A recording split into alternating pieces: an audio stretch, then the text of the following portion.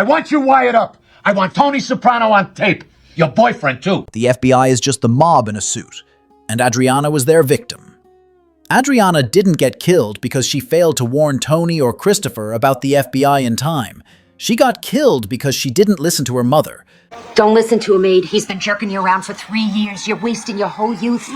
Liz LaServa saw right through Christopher's violent, unstable nature and warned her daughter not to marry him. But Adriana didn't listen, swept up in her loyalty, love, or maybe just the illusion of a future with him. I want you wired up. I want Tony Soprano on tape. Your boyfriend, too. No, I'm not doing it. Then you're all out of options. Even if she had told Tony or Chris about the FBI's approach, that still could have been viewed as a leak. That's why she was terrified to come clean. In that world, leaking information, any information, gets you killed.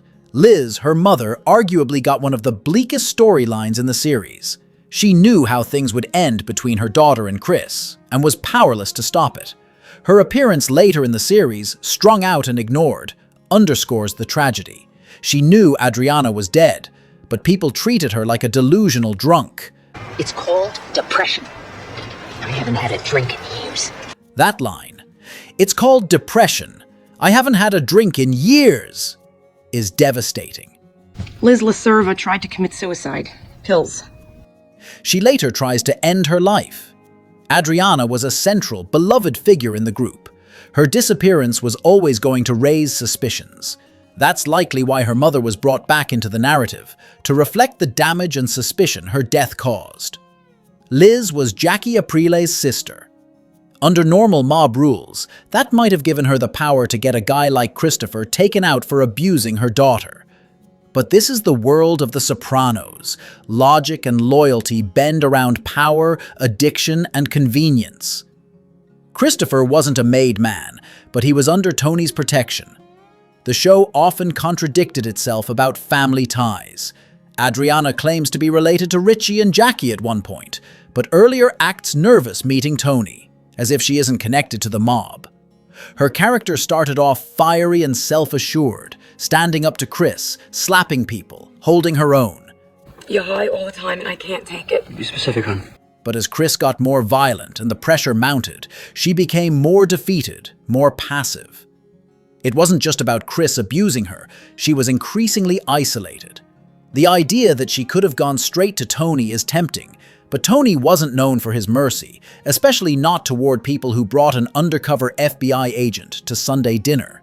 She was trapped. Emily. In Pakistan. His brother runs a prep school, someplace for young boys. Then there's the infamous prep school in Pakistan moment, when she naively talks about helping a drug dealer's brother run a school overseas. The FBI agents clearly suspect it's something more sinister, and it's possible they assumed it was a front for terrorism. Whether it was or not isn't really the point. The scene highlights how Adriana, like many in that world, was completely detached from mainstream reality. She genuinely saw the good in people, even when they didn't deserve it. Could she have just taken the charge? Possibly. A first-time drug possession would likely have resulted in a few months at most, maybe even just probation. The real tragedy is that she was manipulated into thinking her life was over if she didn't cooperate, and once she did, she was done. The FBI and the mob aren't as different as they seem in the show. Both use people and discard them when they're no longer useful.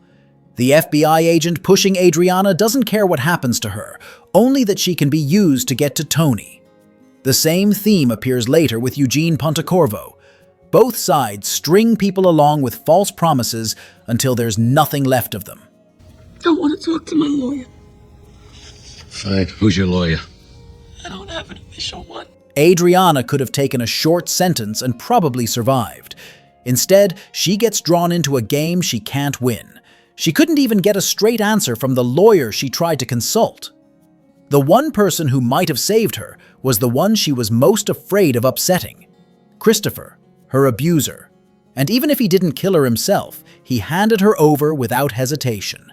She had no power, no allies, and no way out. Her only real mistake was being loyal to the wrong person. The outcome was always going to be the same. Adriana's fate wasn't just tragic, it was inevitable. If you appreciate deep dives like this, help me reach 1,000 likes so more fans can find these stories. I'm Matthew, and I'll keep digging.